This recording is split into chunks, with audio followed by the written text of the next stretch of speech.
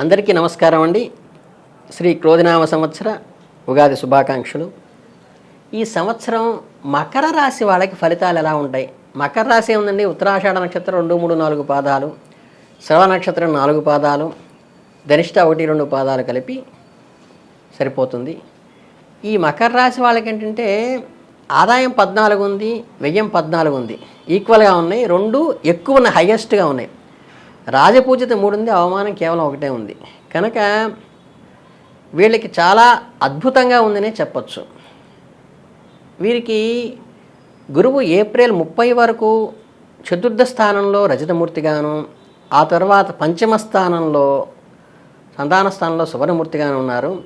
శని మాత్రం సంవత్సరం అంతా ద్వితీయంలో సువర్ణమూర్తిగాను కుటుంబ స్థానంలో, రాహుకేతువుల సంవత్సరం అంతా 3, 9 స్థానాల్లో అంటే ప్రాథమిక విద్య, ఉన్నత విద్య రాశులందు రచితమూర్తిగా సంచరిస్తున్నారు. కనుక ఏంటంటే దీన్ని బట్టి ఏంటంటే మనకి ప్రాథమిక విద్యలో ఉన్నత విద్య అంటే ఏంటంటే 3వ రాశిని ప్రాథమిక విద్య అని, 6వ రాశిని మాధ్యమిక విద్య అని, 9వ రాశిని ఉన్నత విద్య అంటారు.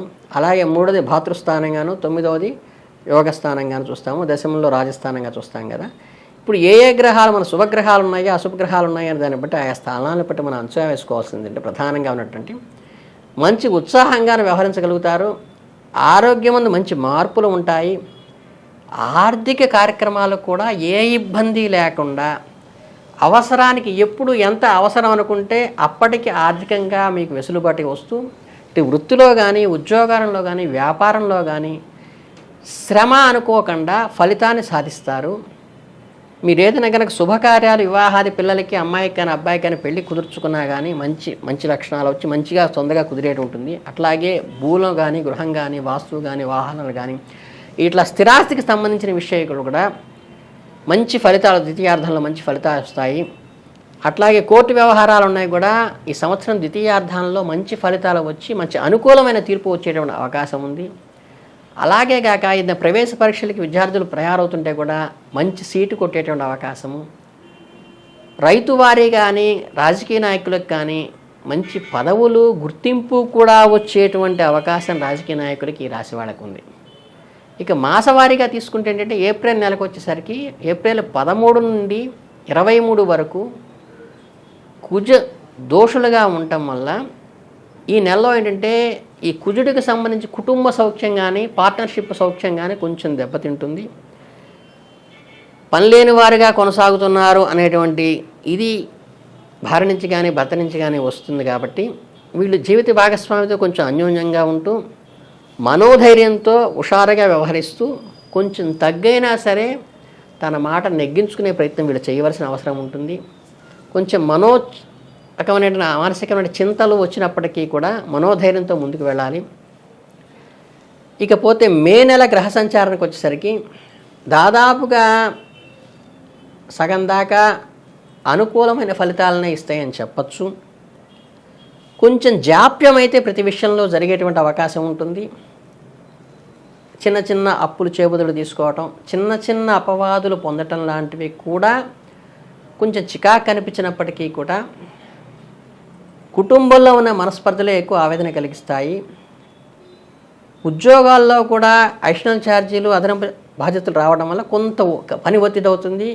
ఆధ్యాత్మికత కనుక ప్రాధాన్యత ఇచ్చి మనస్సును ప్రశాంతపరుచుకున్నట్లయితే వీటన్ని తప్పించుకోవచ్చు. కొద్దిగా ప్రయాణాలు చేస్తూ ఇబ్బంది పడేటువంటి అంటే ఎక్కువ ప్రయాణాలు పడటం అనేది కూడా జరుగుతుంది. అలాగే జూన్ నెల వచ్చేసరికి జూన్ 1 నుంచి కూడా అర్ధాష్టమ కుజుడు ఉండటం వల్ల పూర్వార్ధంలో కొంచెం అనారోగ్య సమస్యలు వచ్చినప్పటికీ కూడా 14న రవి శని మార్పుల చేత క్రమంగా ఒక్కొక్కటిగా మీకు మార్పులు గోచరిస్తాయి. వాహనాలు కానీ, గృహంలో కానీ ఏదైనా పని ప్రారంభించదలుచుకుంటే గృహానికి చక్కగా మంచి అనుకూలమైన సమయం. విద్యార్థులు కానీ, వ్యాపారులు కానీ పురోభివృద్ధి సాధిస్తారు. అట్లాంటి ఎవరైనా కాంపిటేటివ్ ఎగ్జామ్స్కి ప్రిపేర్ అవుతున్నప్పటికీ కూడా ఏమైనా హయ్యర్ ఎడ్యుకేషన్కి వెళ్ళేటప్పుడు ఇది చాలా అనుకూలమైన సంవత్సరంగా తీసుకుంటాము. అప్పుడు చక్కగా ప్రారంభించవచ్చు. ఇంటర్ప్రిటేషన్ కూడా ప్రారంభించవచ్చు. అలాగే జూలై 12 నుంచి కుజుడు 16న రవి రాశి మార్పుల చేత క్రమంగా కొంచెం గ్రహబలం తగ్గుతుంది. కాబట్టి ఈ ముందే మీరు ఏదైనా ప్రారంభించుకోండి. కాకపోతే ఏంటంటే ఇప్పుడు విరోధాలు కొంచెం స్టార్ట్ అయింది. ఎందుకంటే మీరు ఎదుగుతున్నప్పుడు ఆటోమేటిక్గా అసూయ అనేది వస్తుంది కాబట్టి ఆ మాసంలో ఎదుగుదలకి ఈ మాసంలో అసూయ అనేది తోడవుతుంది. అందువల్ల స్వజనులు మీకు కాంపిటీటర్సే మిమ్మల్ని కామెంట్ చేస్తారు తప్పితే దానివల్ల మీకు ఎటువంటి ఇబ్బంది లేదు. కాకపోతే మీరు ఆ లిటిగేషన్కి దూరంగా ఉంటూ వాళ్ళ మాటలకి ఎక్కువ ప్రాధాన్యత ఇవ్వకుండా, నిరాశ పడకుండా మీరు ఉన్నతిగా ఆలోచించి మనోధైర్యంతో ముందుకెళ్తే వీటన్నిటిని అధిగమించవచ్చు సులువుగా. ఆగస్టు మాసంలో ఏంటంటే ఆగస్టు 26న కుజుని రాశి మార్పు జరుగుతుంది కాబట్టి మంచి స్వాగతించగలిగిన విషయాలన్నీ అక్కడ ప్రారంభమవుతాయి.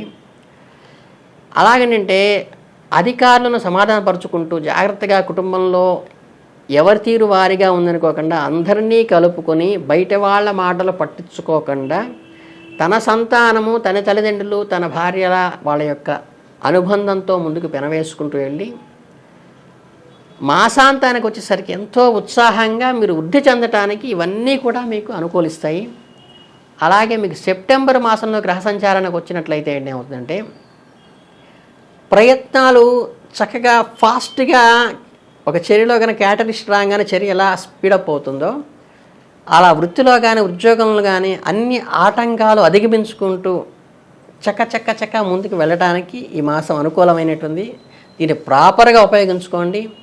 అలాగే ఏమైనా భూములు కొనాలన్నా, అపార్ట్మెంట్స్ కొనాలన్నా మీ జీవిత భాగస్వామి సలహాను తీసుకుని, సోదర వర్గాన్ని సలహా తీసుకుని పెట్టుబడులు పెట్టండి. వ్యాపారంలో కానీ రుణ సమస్యలు ఏమైనా ఉంటే తీర్చుకోవాలంటే ఈ నెలలో తీర్చుకోవడానికి మీకు శక్తి ఖచ్చితంగా వస్తుంది అని చెప్పవచ్చు.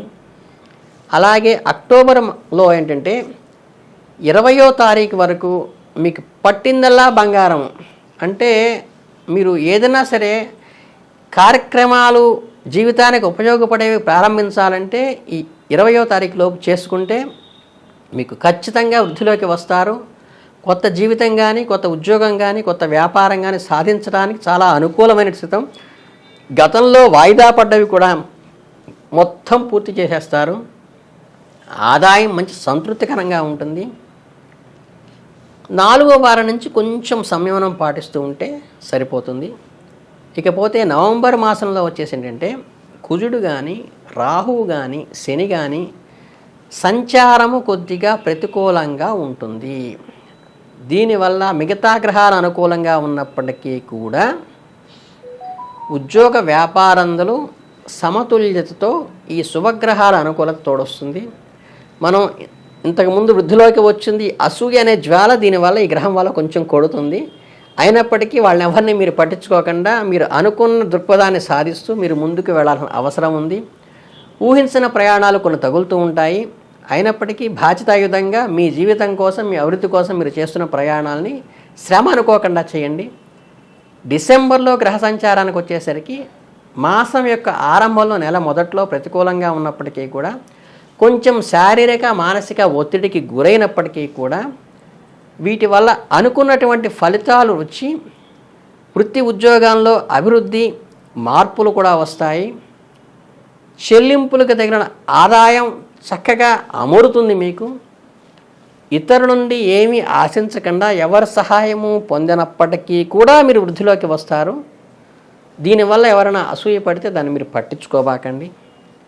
జనవరి నెలలో గ్రహ సంచారం ఎప్పుడూ కూడా కొంచెం దోషకరంగా ఉన్నది. గ్రహపరంగా అయితే ఇంటా బయట కొంచెం సామాన్యంగా నడుస్తుంది, ఆ స్పీడప్ తగ్గి. బట్ వివాహాది శుభకార్యాలకు మాత్రం మాసాంతంలో మంచి ఫలితాలు ఉంటాయి కాబట్టి శుభకార్యాలకు మాత్రం ప్రారంభించవచ్చు, కొత్త విషయాలు కాకపోయినప్పటికీ.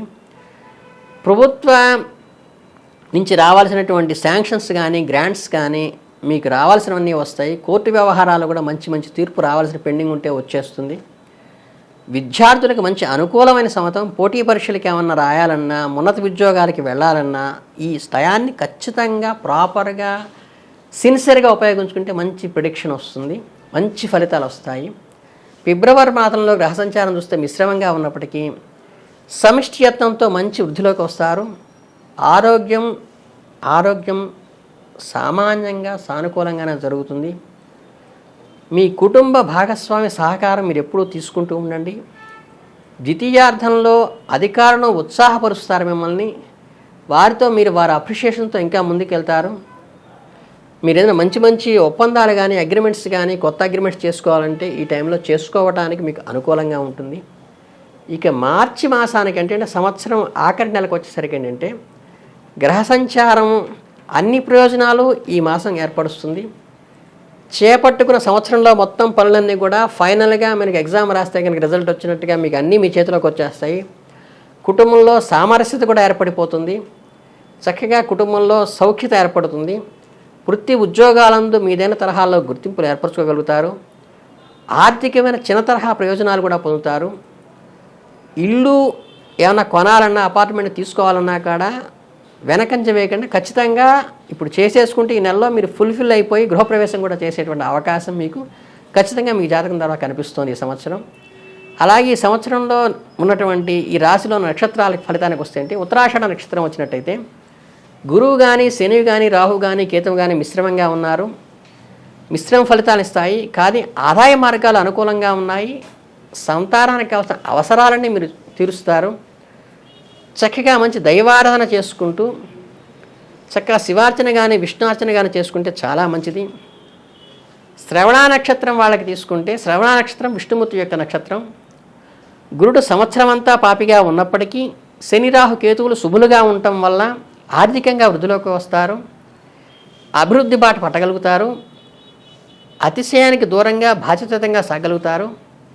అధికార యోగం కూడా ఉంది కాబట్టి గురుచరిత్ర పారాయణ చేయండి. విష్ణుమూర్తి ఆరాధన చేస్తే మంచి గౌరవ మర్యాదలు దక్కుతాయి. ఇక వీళ్ళలో విష్ణు అంశ శ్రవణ నక్షత్రం వాళ్ళకి ఉంటుంది కాబట్టి శివారాధన విష్ణువుకి శివుడు అంటే ఇష్టం, శివుడికి విష్ణు అంటే ఇష్టం కాబట్టి ఆరాధన నక్షత్రం వాళ్ళ విష్ణు సహస్రనామం, శ్రవణ నక్షత్రం వాళ్ళ శివ నక్షత్రం మంచిది. ధరిష్ట నక్షత్రం వాళ్ళకి ఈ రాశిలో గురువు పాపిగాను శని రాహువులు కేతువులు వత్సరమంతా శుభులుగాను మంచి పురస్కారాలు పొందడం వల్ల ఆర్థిక శిక్షణలో కూడా ఉంటారు. వీళ్ళు కుటుంబంలో ఏకస్తులై ఉంటారు. చక్కగా మంచి సుబ్రహ్మణ్య ఆరాధన కానీ దేవి సప్తశతి పారాయణ కానీ చేసుకుంటే వీళ్ళకి చాలా శుభం జరుగుతుంది. కనుక ఈ ఉన్నతమైన ఫలితాలు మీరందరూ పొంది సంయమనంతో పాటించి ఈ అసూయపడే వాళ్ళని మీరు పట్టించుకోకుండా ముందుకు వెళ్తూ ఉంటే మీరు చాలా అదృష్టవంతులు ఈ సంవత్సరం. అందరికీ శుభాభినందనలు.